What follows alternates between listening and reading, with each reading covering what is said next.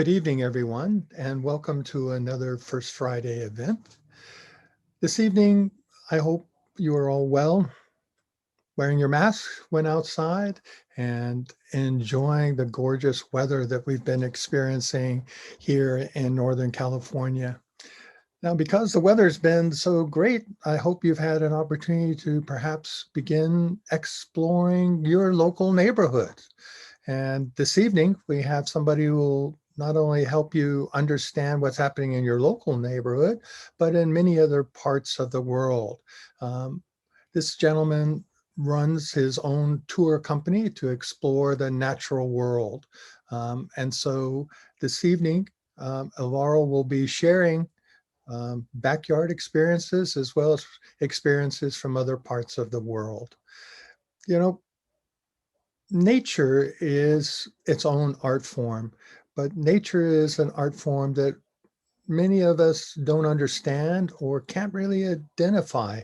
And George Washington Carver, an amazing Black scientist, said, I wanted to know the name of every stone and flower and insect and bird and beast. I wanted to know where it got its color, where it got its life, but there was no one to tell me.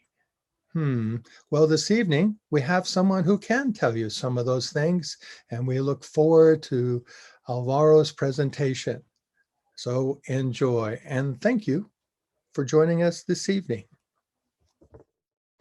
Hi everyone, my name is Alvaro Jaramillo. I'm a biologist birder and also live in the Bay Area and operate a birding tour company called Alvaro's Adventures out of Half Moon Bay. And what I want to do today is give you an idea about birds, birding, the Bay Area as far as birds go, and introduce you to bird watching, as well as hopefully, if you're already interested in it, give you a little bit more information about how it's done and what happens and all the cool things that you can see when you're out there. But let's start with this. We actually need nature. We really get a lot of benefit from being outside, but there's a problem in that people go outside and say, well, what am I going to do now? Maybe you go out with a friend hiking and so forth, and that's great, but other people need to have something that sort of draws them out there, and birds are the perfect thing. Now, there's these great sets of studies by Gregory Bratman, Stanford University, about the fact that if he takes study subjects and tests them for all of the internal chemistry and hormones and things that are associated with rumination, broodiness, and depression, things that sort of, bring you down. If you test people and then you have them go out into a natural setting, come back and get retested, versus other people that go out to a big city traffic kind of situation and get retested, guess what? All of these situations that sort of make you feel bad, internally, are lessened if you go out into nature. Therefore, one of the best things to make you feel better is to go out and look at trees, wildlife, birds, coastlines, lakes, feel the wind in your hair and all that kind of stuff. So with more research, they found out that what really our brain kind of looks at and gets calmed by are patterns that are called fractals. Fractals are these patterns where you can look at them in ever increasing detail, and it's still, a tree. You look at the branches, and the branches kind of look like a little tree, and then each time it's kind of a little tree, or coastlines are the same thing. That is what actually calms us down, but computer generated fractal patterns not going to do it for you. This actually does not do the wonders of the real thing. To go and see real trees, walk in a natural environment, shrubbery, bushes, flowers, all of that is what does all this good for you in your brain. So I always tell people birds are the gateway drug to nature. So if you really want to get out there and be gaining all of this, real health benefits of being outside, sometimes having also a quest of, want to see a different kind of bird or heard, something out that way and going to chase it down in the woods. That's what gets you outdoors. You suddenly have a focus to get you outside. And these birds are amazing. I mean, you can see these Townsend's warblers in your backyard in winter offshore, something is, beautifully shaped, much more simpler in pattern like this Pomeranian Jaeger, or you might, be lucky enough to see owls in the area, including, short-eared owls do show up in the winter. There are great horned owls, all sorts of cool birds that sometimes people say, wow, I've never seen an owl in my life. They're probably in your neighborhood and you might not even know. Um, Birding is also perhaps the most portable hobby in the world. And what I mean is that you can be anywhere on Earth and be watching birds. So you can be out in Antarctica and there are birds there. You can go to the middle of the Pacific, there are birds there. And, you can be looking out your office window, your backyard. You can be even driving along Highway 280 and there are birds around. Now, try to, focus on the road, but the birds are there. And I always say to people that birding is also like a really good hot sauce. It adds to the food rather than takes away flavor. And, again, you can be a golfer, somebody who likes fishing, or you're just a foodie, and you can incorporate birding, nature to all of those things. You can be golfing and actually make a little bird list of all the birds you're seeing as you're golfing. But watch out, the birds could take over, and before you know it, you're doing all the birding and no golfing. Um, I'm just joking, of course. You can do all of these things, and it is another thing that you can be paying attention to. And as you pay attention to these other things that are out and around, they actually relax you. And for me, having gone to all sorts of different corners of the world to see birds and look for birds, I've had these amazing experiences from, watching slow lava flows into the ocean in Hawaii to an explosive volcanic, eruption in the Caribbean, seeing sharks on the Farallon Islands feeding, which is incredible, shocking and incredible. And then, things like this bird down here is a bird that you might not see in many of the bird books in the world. It's from Chile. It's called a Pincoya storm petrel. And the reason it's not in that many bird books is that we actually helped to discover it, to science a few years back in Chile. So all of this happened in my quest for birds. And different levels of this kind of discovery happens at even in your backyard, and that discovery is also something that we are really keenly interested in, and birds lead you to that. Have you ever thought how odd it is that we have plants that we keep inside our houses, and we have pets, and pets are an important part of our lives, and these are all living things. And the issue is that humans need living things around them. We have a love of living systems, and it's called biophilia. That E.O. Wilson promoted this idea that we're just connected, and we require greenery, shrubbery, nature around us. And it's important to just know that about you as a human and make it happen, because it actually is good for you. The other thing is, watching birds can get you to a situation where every day is really different. No day is the same, because different days have different migrations, different times of year, different birds are here or not here, or a storm comes by or a hot spell. Every one of these things suddenly becomes relevant. And I think that's important too. We are then in the world's clock and calendar, we're paying attention to it, right?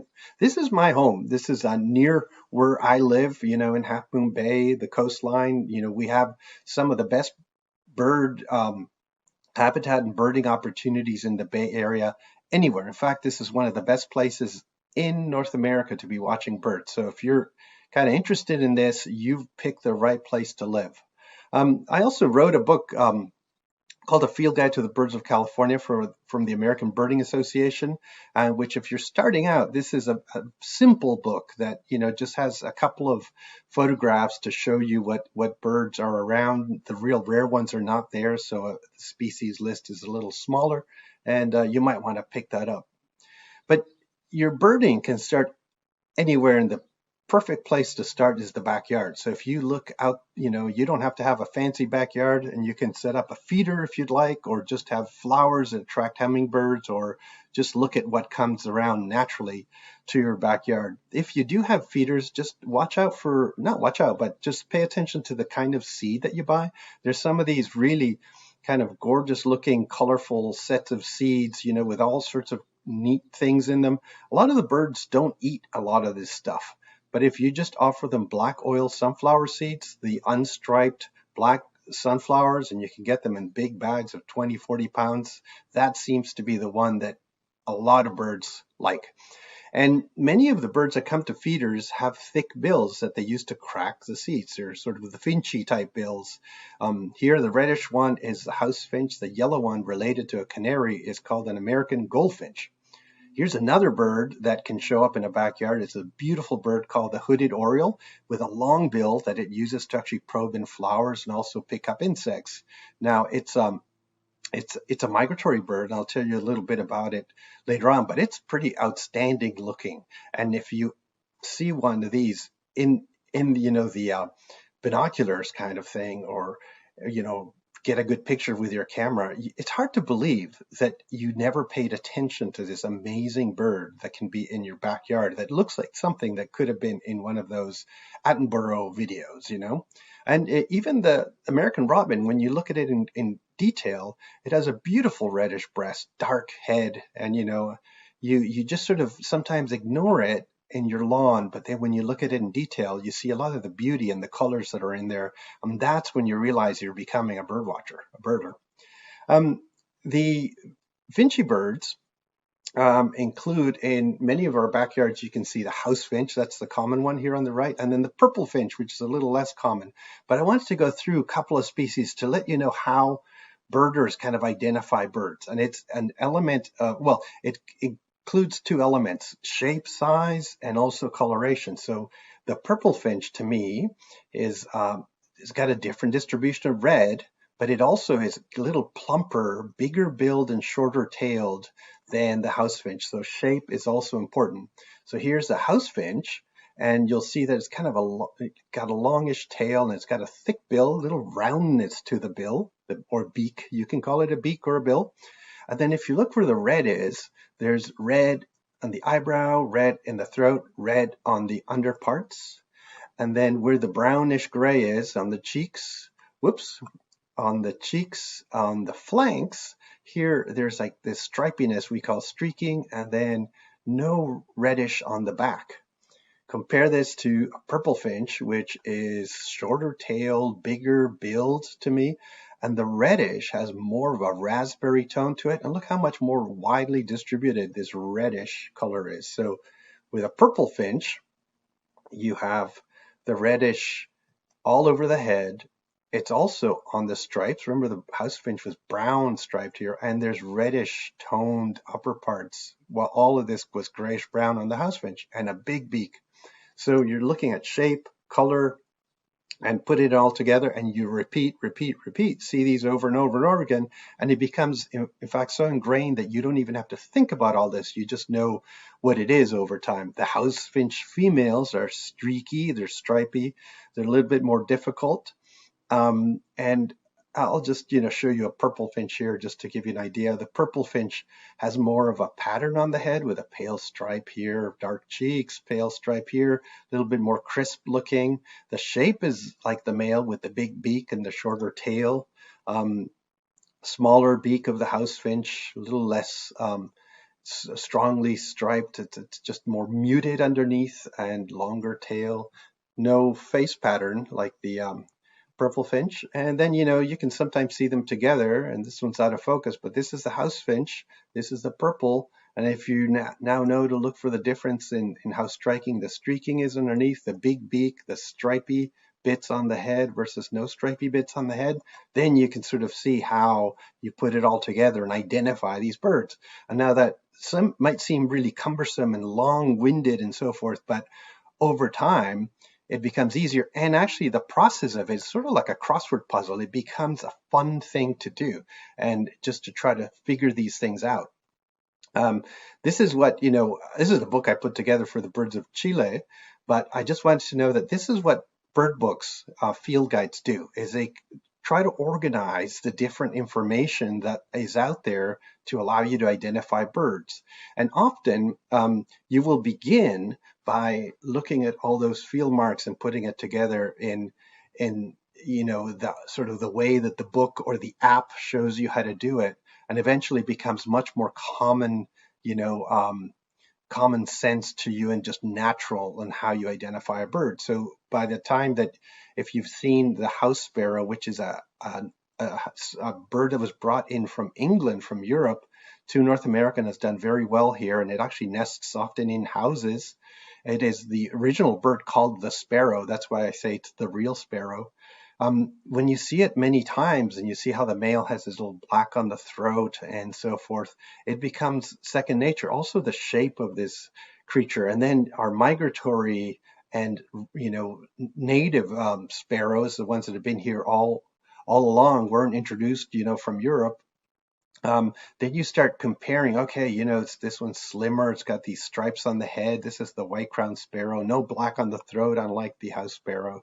And then, it becomes easier and easier to do, and you'll be spending less time looking at your field guide or your app, and that's when you're progressing. But there's some amazing looking birds, and also some dull looking but interesting birds like the California towhee. These birds don't look like much, but they're one of the few birds that maintains a pair bond year round and for multiple years that you can see in our backyards.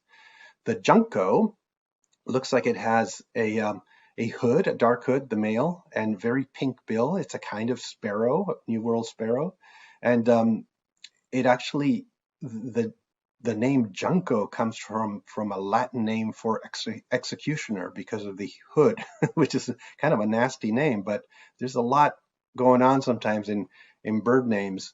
I showed you a white-crowned sparrow, and I wanted to see if I can play this for you here. And what's interesting? That song is specific to the coast side of San Mateo County. So if you listen to it again, white-crowned sparrows have dialects, and each place where they breed has a different dialect. So this map of Point Reyes has these lines, and each line is a division of a different kind of dialect, where every bird within that area sings one type of song, and then you move to the other area and they sing a different song. And you can only breed in the area that, if you have the right dialect. If you don't, you're chased out by the males, or the females won't mate with you or nest with you. So it's kind of interesting that some of these amazing details are happening in the natural world right around where we live. And sometimes, as you get further into it, the behavior or the song or the other aspects of the birds are what grabs you, rather than just knowing what type they are and what they look like. But they're, birds like the chickadee, a chestnut-backed chickadee that you might have in your yard, and it's a very cute-looking, big-headed, tiny-billed, white-cheeked species that will nest in boxes. They actually will use little holes in a tree made by a woodpecker, or you can set up boxes that they will nest in. There are several species of birds that will nest in a nest box, but not all. So those finches I showed you would never use a nest box, while the chickadees will use them, and other birds in more open country like bluebirds, and sometimes some species of swallows, right? The bush tit is a little tiny bird that in the winter goes through in big flocks. They become they'll be 15 to 24 in these flocks, and kind of go through all in a group. Then in the breeding season, they pair off in just pairs everywhere and make these kind of unusual looking hanging nests with all of this moss and lichen attached to them. So they almost look like this old, sock hanging from a tree. Yet it's this hanging nest that they go into in this little hole that they've created up on top. I just wanted to show you some real, if you're real detail oriented, these little bush tits that don't have, they're kind of grayish brown. Look at the fact that this one's got a brown eye and this one has a yellow eye. The brown eye is the male, the yellow eye is the female. So there's always different levels of detail that you can be looking at with birds. In related and similar species, the American goldfinch I showed you earlier is the bright yellow one, and the slightly more green one, also with a dark cap and yellowish underneath, is the lesser goldfinch. And both of these are quite common in throughout the Bay Area.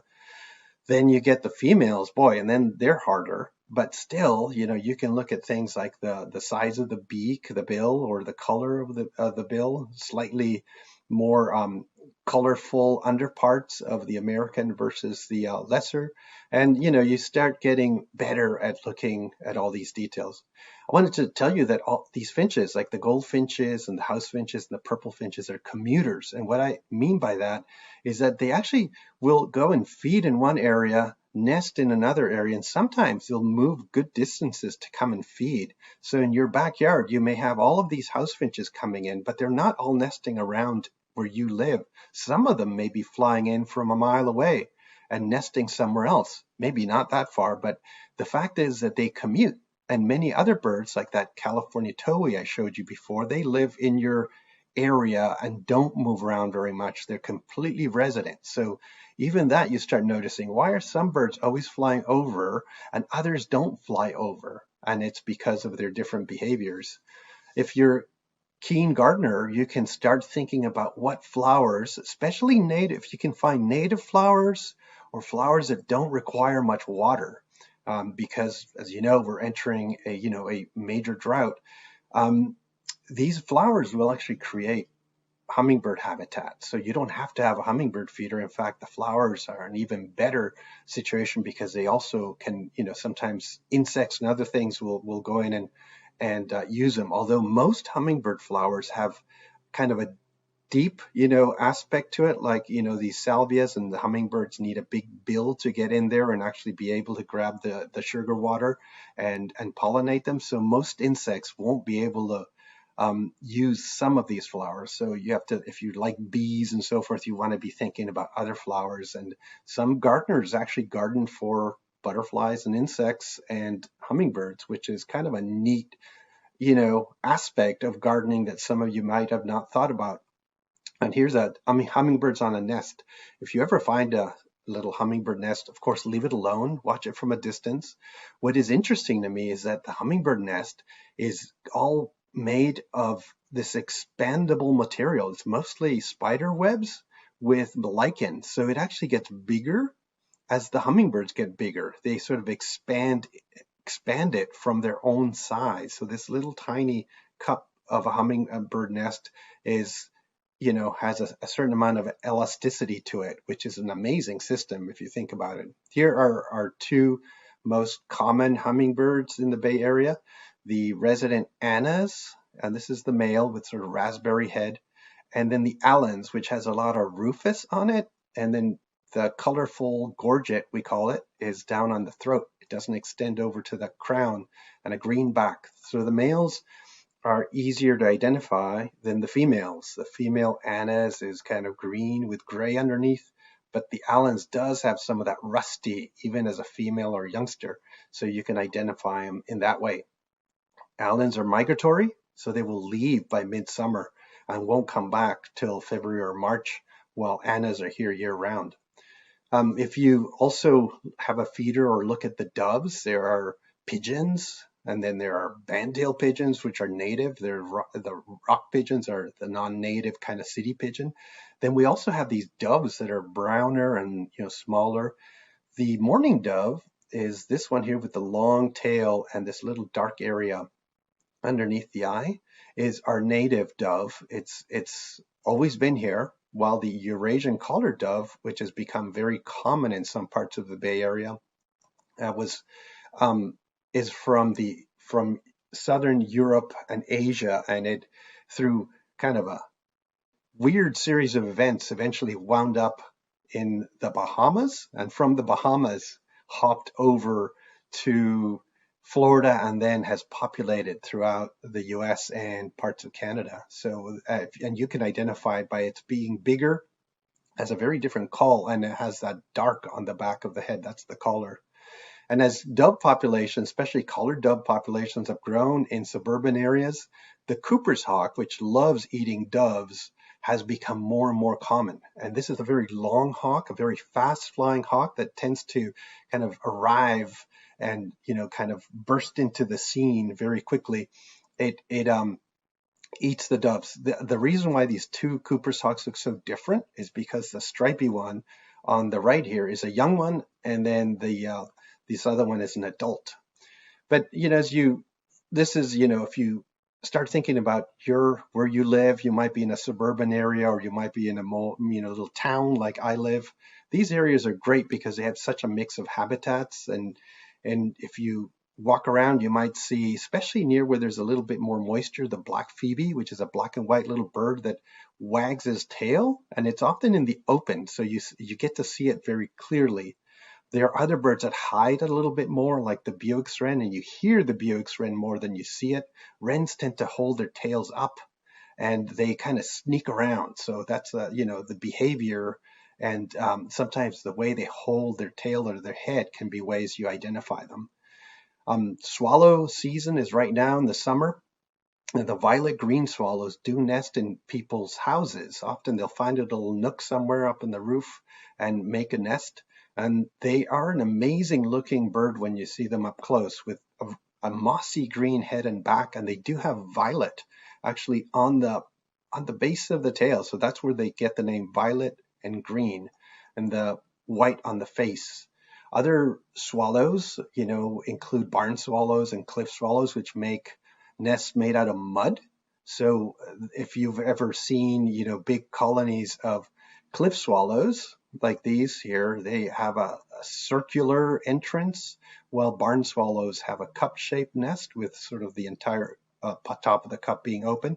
The famous swallows of Capistrano are cliff swallows, so And these are barn swallows. They're the first bird that was ever given the name swallow. So if you ever hear of anything being swallow-tailed, it refers to the tail shape of the barn swallow, which is really highly forked. A very pretty bird when you see them up close.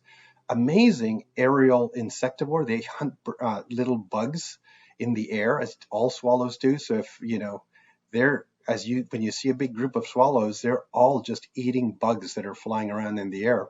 And look at this. I want to show you how the populations of barn swallows migrate. From our West Coast, barn swallows are migrating down, a lot of them right down into Central America and South America. To think that some birds from Canada might be heading down as far as Argentina, these little swallows, it's pretty incredible to me to think that this is the case. And these are specifically tracked swallows with devices that give us the information where an individual bird went.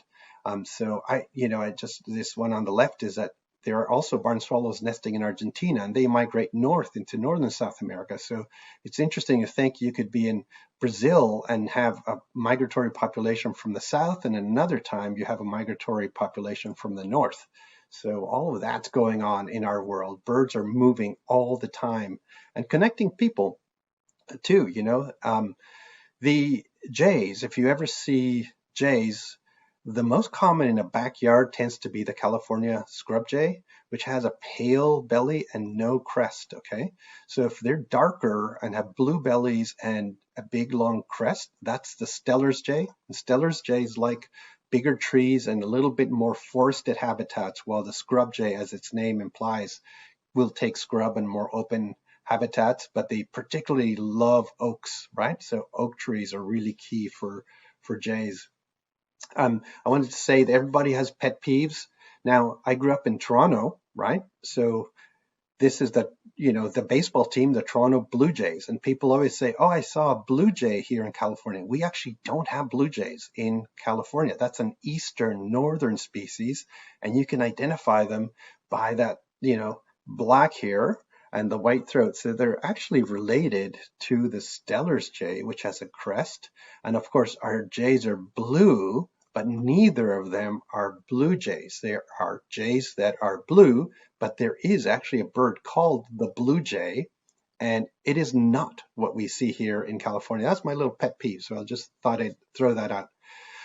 Hooded Oriole, I showed you earlier, they make these hanging nests from the little yellowish hair-like fibers that they get from Washingtonia fan palms, those little, palms that you see in Palm Desert and so forth down south. They only use those filaments from this one tree in order to nest. They can actually make the nest outside of that tree, but they often hang it from the palm tree itself. So before there were palm trees here, they were only in Southern California. People started planting the palm trees in their yards for just, because we like palm trees. And the entire distribution of the Oriole has moved north as we've incorporated palm trees into gardens. So if you have palm trees in your area, look for hooded orioles in the breeding season, so in spring and summer. Eucalyptus is a tree that I think has very little benefit and it's on the whole a real negative tree for us here in California. It sucks up water and does all sorts of things that don't benefit native plants. And it's not the best. It was introduced for various other reasons from Australia, and it's not one of our native trees. But because they grow so big, sometimes they will actually host owls. Great horned owls might roost or even nest in those trees. And some birds that were originally found in clumps of coniferous forests, like this pygmy nuthatch, have taken to eucalyptus, those juncos as well. So we're shifting our habitat, and sometimes some birds can take advantage of this, but on the whole, eucalyptus is not a very good tree. Here, give you a look at open agricultural land, which is less common, in the other side of in the Bayside, but in some places, of course, in Woodside, you have a lot of agricultural land, open land, places where the horses are and so forth. Those are other habitats for other birds, like the red-winged blackbird. And I always think it's funny that, people who are not bird watchers, not birders, they say sometimes, oh boy, you know birds. What's that bird? I thought it's got red wings and it's all black. And I say, well, it's called the red-winged blackbird. And they say, well, no, don't joke with me. It's got to have a different name. No, it's red-winged blackbird. It's actually one of the best names there is. If you had to call this thing anything, it's got red wings and it's black. And when they show them off in spring, it's pretty amazing. They can actually raise all of that epaulette, that shoulder pad, up, and focus it to another male if they're being aggressive with that, with the red, or to the female, which is this browner looking individual over here. So that's a female red-winged blackbird, doesn't have the red wings. And red-winged blackbirds have all sorts of interesting behavior going on, apart from the showy displays. Sometimes multiple females will nest with one male, but that only happens if the male has been able to secure a really, really high quality territory. So if you're a male with a relatively poor territory, you will only have one mate. If you have a male that has a big territory with lots of good feeding opportunities, you may have 2 or even 3 females nesting in your area with you. But I should also point out that the females, when people look at the DNA of the eggs and the males and the females, they found that 25% of the eggs in any one nest, the father of those young is not the local male, but a neighbor from next door. So these females might be nesting in one male's territory, but every so often they're mating with the males elsewhere. So lots going on. It's like a telenovela out there in the blackbird world. Now, speaking of, other odd behaviors, we have these nondescript blackbirds. Brewer's blackbird is this one on the right with the pale eye, and this is the brown-headed cowbird. The Brewer's blackbird has learned, for example, to live in parking areas, especially on I-5, and when the cars roll in to In-N-Out Burger, they will pick off all the insects that I've collected on the front of the car or on the license plate. They somehow learn to do this, and you can watch it happen in some of these big parking areas, or gas stations on various different highways in the Central Valley. But the brown-headed cowbird, it has this interesting breeding system where they lay their eggs in the nests of other species. So then that other species doesn't realize that one of those eggs is not their own, and they raise the cowbird as if it was their own kid. And in some cases, the cowbird is even bigger than the parents. So this is a junco in my backyard feeding a brown-headed cowbird juvenile. And here's what the adult brown-headed cowbird looks like. It's an interesting system. Cuckoos, there are birds called cuckoos that live in Europe and in Africa, elsewhere. They also use this kind of system. They call it brood parasitism. So they're basically tricking another species into raising their own young. Now, not all blackbirds are blackbirds. These are starlings, and starlings were brought over from Europe. They're actually rather pretty, shiny looking things when they're in breeding season, and they become spotty, white spotted in winter. Just wanted to show you that if you look very carefully again about details at the base of the starling's bill, if they're blue, they're males, and if they're pink, they're females. In terms of blackbirds too, that people are always trying to figure out is it a crow or is it a raven? When you see them side by side like this, crows are small and daintier, smaller build, and kind of more normal looking. If I could use that word, ravens are these big, hulking, big build, and often have this sort of shaggy beard and kind of look like they have big pants. A very different looking bird when you see them up close and in detail. Ravens look more raptor-like, more like a hawk with those fingers on the wings. They will also do a lot of soaring like a hawk, and they have the big bill, and their tail looks almost like a diamond in shape. While crows are a little bit more not so extreme, shorter winged, and have a kind of a regular looking squared off tail, smaller build than the raven. Here you see again a raven with a long bill, big bill, these fingers that come out, long pointy tail. Their voice also is much throatier, the common raven versus the crow. And then side by side again, looking at those heads, how much smaller the bill of the crow is, and then the big beak of the raven with this almost beard look that they have, because the feathers on the throat are pointed on a raven, they're smooth on a crow. Now, the crow does a classic caw, caw, caw call. Ravens sound throaty. They'll go croak, croak, croak, croak. So they're similar, but just in the throatiness and how deep the song is, you can identify them. Similarly, people get confused if it's a heron and an egret. Egrets tend to be white in at least this part of the world, and that great blue heron is the big dark one, and the big white one is called the great egret. There's also a snowy egret elsewhere. We have multiple songbirds, little birds like warblers and so forth that you can see here. And people say, well, what is a songbird? Songbirds tend to be the little birds. They're the finches, warblers, robins, all the little birds, while the bigger birds and even some other birds like swifts or hummingbirds are not considered songbirds. Songbirds are like a related group of perching birds that tend to, actually most of them have a relatively good song, not all.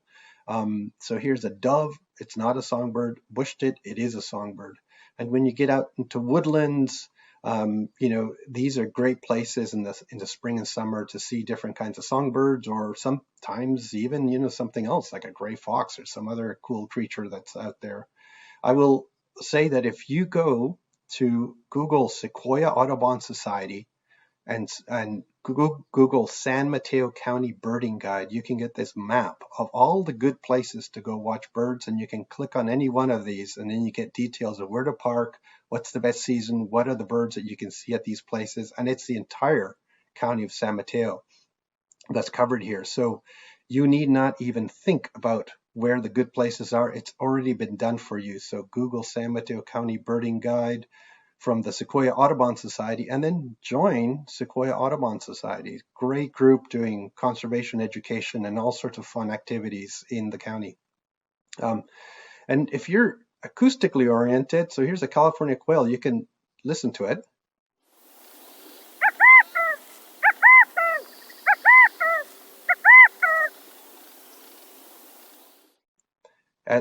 some sounds are really unique and different, right?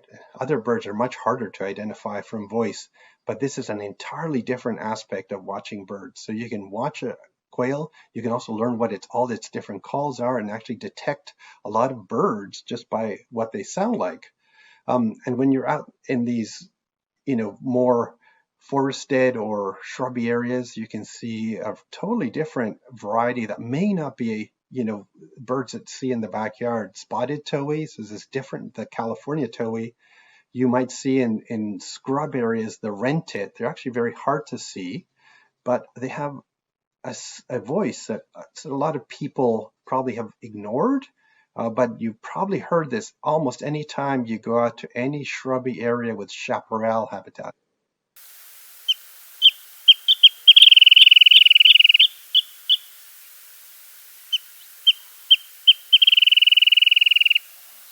And one of the oddities about this song is that these individuals actually live together year round, and the male and the female, and the male does a voice where he goes tick, tick, tick, tick, tick, tick, tick, tick, tick, tick, and the female just does a voice that goes tick, tick, tick, tick, tick, and they sing in unison.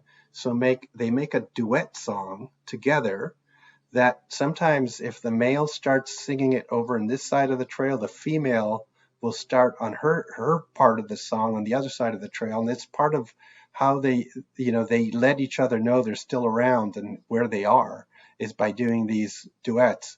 And duets are very important in pair bond and mate bond sort of needs that the birds have. And these birds stay together again year round for multiple years. Song sparrow, bird that's well named, and see if let's see if I think I have a video here.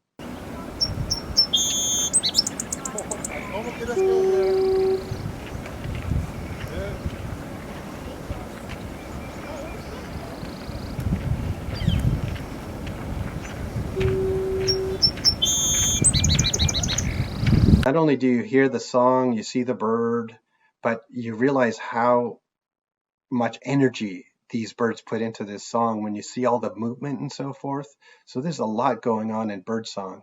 Song sparrows sing multiple different, each male sings 5 to 7 different song types. Remember I showed you the white-crowned sparrow before that has those dialects? It only has one song type for any one male. So all of this other level of interesting biology is going on when you're out there. I think I've shown you chickadees and bush tits, but when you're also out there in the forested or riparian habitats, you can see warblers like this Wilson's and the orange-crowned. This is the Wilson's warbler. Always looks to me like this. It's got a little dark cap and just a very small bill, lots of yellow on it, and it always looks like this sort of friendly look to its face. I often use facial expression as a way to identify birds, so that if you find that you sometimes see a bird and it gives you a specific look, like the cute looking chickadee or this individual bush tit actually looks kind of mean because it's got that yellow eye. Those are things that you can also use to identify birds. A lot of our warblers are migratory and they fly south to Central America, a place like Guatemala, like where these pictures are taken, is where they spend their winter. And I wanted to say, we often think of them as our birds, but in fact, we're sharing the birds with the rest of the world. And I think it's amazing. I think that a little Wilson's warbler might have wintered, in the backyard of somebody living in Guatemala, and then it comes up here and it breeds then in an area nearby to where I might live, and we're connected by these birds. It's quite the thing. We're also connected to history when we start thinking about birds. Now, this is a Swainson's thrush. Listen to it. It's got a really weird, fluty song that you can hear right now in the middle of summer here in multiple spots in San Mateo County.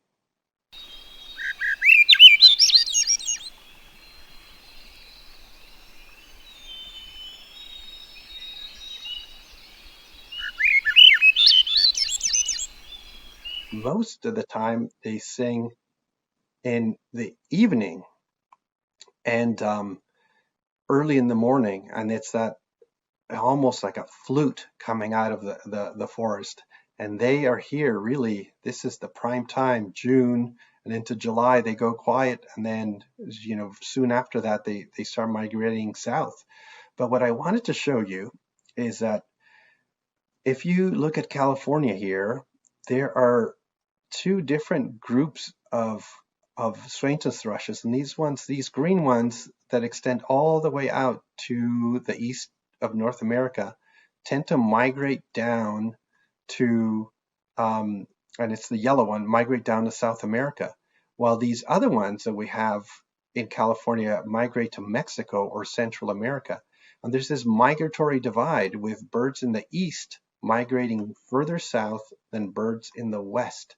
And it turns out that genetically, these two different migratory birds were separated by the glaciers at one point, and they started, going to different parts of the world to the winter, and they've become slowly genetically divided as well. So we might be seeing a situation where we're in the thrush, we're seeing history, the actual geologic history of the world played out in a bird, and then that bird is in itself being shaped by today and where they go to in winter and what time they arrive in summer and so forth. So we are almost at the cusp of Swainson's thrush becoming two different species based on the initial situation that happened from the division of the populations due to the glaciers, which I think is pretty cool. If you have mockingbirds in your area, northern mockingbirds actually imitate songs. And believe it or not, they're very well known for this. Some little birds also imitate song. So the lesser goldfinch and the purple finch imitate songs. They will learn the voices of other birds and replay them in their own songs. With regards to birding, I've gone through all of these birds and stuff. You got to remember, if you want to learn and kind of really take in all that there is to know about birds and nature, you got to keep it fun. You can't get it to the point where you're stressing out over learning new birds or this or that, or you can't tell a song from the other. Just, if that ever happens, just roll it back a bit, because the moment that you're having fun is when you're actually going to be learning and really sort of paying attention. The moment it becomes stressful, it's time to stop, leave it for a while, and come back to it. But we have so many crazy looking birds out here. I've only shown you a little tiny snippet of what can be seen in San Mateo County. But look at this. This is a woodpecker called the northern flicker. It has orangey red and spots and black and gray and brown. It's just a, fantastic looking bird. You almost think that how can this even exist? And the fact that it could be right in your local park. Right now, the black-headed grosbeaks are in riparian areas throughout the county, and they're just astounding, kind of pumpkin colored with black and checker spot, white and black all over the wings. Beautiful song. And sometimes they're not easy to see, but that's where you want to have binoculars or some way, or a good camera to try to capture these images or just see these birds. Easier to see because they tend to be out in the open are the western bluebirds, and they're becoming more common in the peninsula, sometimes actually quite common around schoolyards. And that combination of red and blue, and it's pretty wild. And some of these blues are blues that you almost don't ever see. There's a vibrancy to it that only nature really can create. And hope that you've gotten a little taste of birding, the fact that you got to get outdoors to feel good. And, I leave you with this message of just try to make your life birdie, whatever way you can, and just enjoy this beautiful world that we have right around us here in the county. So thank you very much. And if you want to look me up for any trips, boat trips that we go out of Pillar Point Harbor, or fancy places like Bhutan, where you can see this crazy looking creature that actually exists, let me know. alvarosadventures.com. We'll be going to Antarctica in 2022, so that might be a spot that you would like to visit at some point, and you could have sort of a bird-oriented, nature-oriented trip to Antarctica. But thank you very much. Well, after all of that, hopefully you have a better understanding of the world around you when it comes to things with feathers and flight and just the beauty that Mother Nature provides us. So thank you, Alvaro, for sharing your wonderful experiences with us all and your knowledge. You know, everyone likes birds, I would say for the most part. What wild creature is more accessible to our eyes and ears, as close to us as everyone in the world, and as universal as a bird?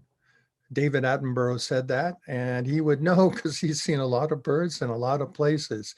And he, like Alvaro, has helped share the wonderful world of nature with us. And continuing that theme, next month in August, August 6th, we have a local person, Mike, who will be sharing us the wonderful world of bees.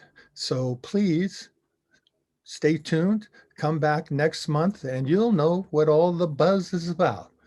Thank you again for joining us and being a part of Woodside Arts and Culture Committee. Thank you and good night.